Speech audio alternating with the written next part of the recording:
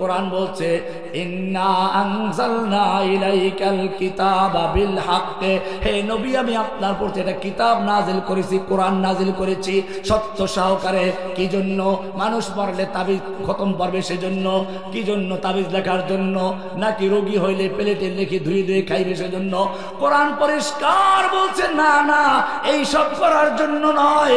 লিতাহকুমা বাইনান নাসে বিমা আরাকাল্লাহ, এই কোরআন দিয়ে তুমি দেশ চালাবে, এই কোরআন দিয়ে তোমার সংসদ চলবে, আদালত চলবে, ব্যাংক চলবে, সমাজ চলবে, রাষ্ট্র চলবে। কি দিয়ে?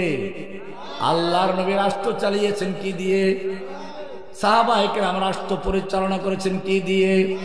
কোরআন পরিষ্কার বলছে, ও মুসলিম তুমি যতই লা ইলাহা ইল্লাল্লাহ পড়ো, যতই তুমি দাবি করো মুসলিম, তোমার সংবিধান যদি কোরআন না হয়, তোমার বিচার ফয়সালা শাসন ব্যবস্থা কোরআন ভিত্তিক না হয়, তাহলে সূরা মায়েদার 44, 45, 47 নম্বর আয়াত পড়ো, পরিষ্কার বলছে ওয়া মাল্লাম ইয়াহকুম বিমা আনজালাল্লাহু ফাউলাইকা হুমুল কাফিরুন ফাউলাইকা হুমুজ জালিমুন ফাউলাইকা হুমুল ফাসিকুন।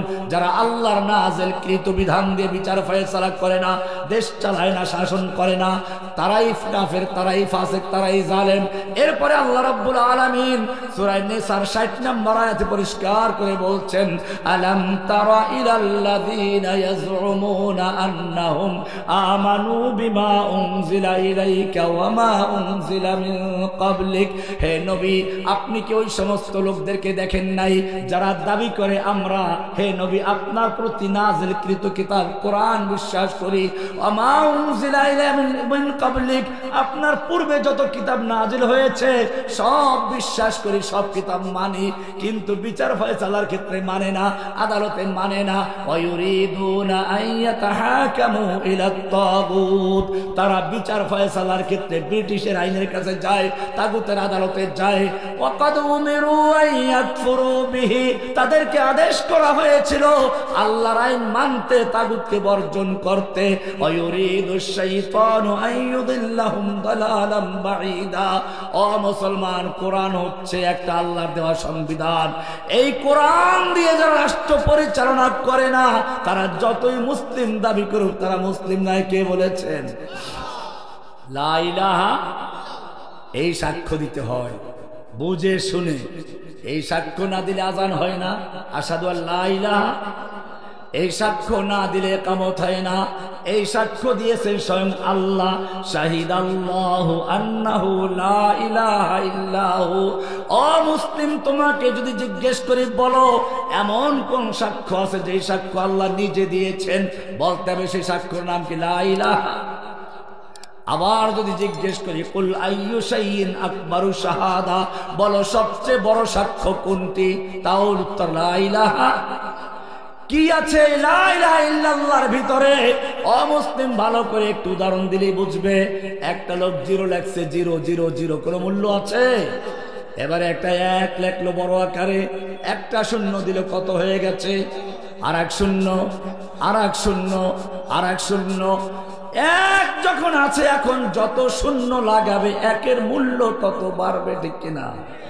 এক যদি না থাকে কোনো কাজ হবে? ওই এক হচ্ছে তাওহীদ, লা ইলাহা। এইটা যদি ক্লিয়ার থাকে তোমার জীবনের সব কিছু কার জন্য? কুল ইন্না সালাতি ওয়া নুসুকি ওয়া মাহইয়ায়া ওয়া মামাতি লিল্লাহি রাব্বিল আলামিন। আল্লাহ বলছেন হে মুমিন তুমি বলো ইন্না সালাতি ওয়া নুসুকি, আমার সালাত, আমার কুরবানি, ওয়া মাহইয়ায়া ওয়া মামাতি, আমার জীবন, আমার মরণ, আমার ভালোবাসা সব কার জন্য? সব কার জন্য? আল্লাহর জন্য। এইটা যদি ক্লিয়ার থাকে তাহলে সব ঠিক থাকবে, সব বাদ। একটা ছেলে রাস্তা একটা মেয়ে পছন্দ হয়েছে, ধরে নিয়ে আসছে, ধরে এনে তাকে উজু করাইছে, গোসল করাইছে, সুন্নতি তরিকা সব। এরপরে যায় নামাজ বিছিয়ে দিল, কোরআন পড়ায়, হাদিস পড়ায়, ওমরা করতে মক্কায় নিয়ে যায়, মদিনা নিয়ে যায়। ও মুসলিম সব কিছু মানে, কঠোর শরিয়া মেনে ঘর সংসার করে, কিন্তু বিয়ে করে নাই। কি করে নাই? কি করে নাই? বিয়ে করে না। তো বিয়ে করা ছাড়া এই শরিয়াত মেনে ঘর সংসার করার কোনো মূল্য আছে? ঠিক তেমনি ভাবে তোমার যদি লা ইলাহা ইল্লাল্লাহ ক্লিয়ার না থাকে, সব ক্ষমতার মালিক আল্লাহ, তার জায়গায় তুমি বিশ্বাস করো ক্ষমতার মালিক জনগণ।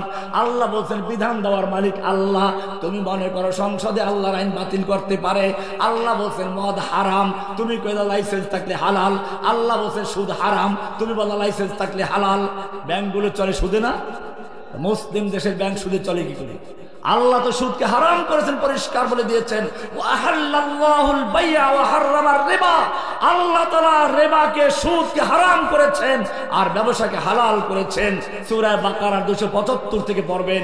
একটু সামনে গিয়ে আল্লাহ বলছেন ইয়া আইয়ুহাল্লাযীনা আমানুত্তাকুল্লাহ, হে ঈমানদারগণ তোমরা আল্লাহকে ভয় করো।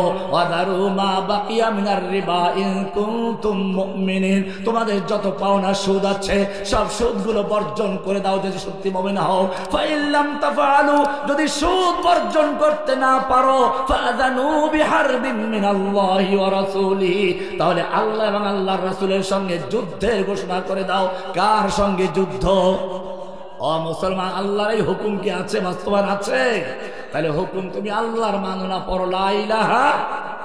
তুমি তো ওই নেত্রীর মতো হয়ে গেলা, কোরআন পড়ে তাহাজ্জুদ করে, মগর আল্লাহর হুকুম মানতে রাজি না, আল্লাহর বিধান মানতে রাজি না, কোরআন তেলাওয়াত শুনতে রাজি না, কোরআনের ওয়াজ শুনতে রাজি না।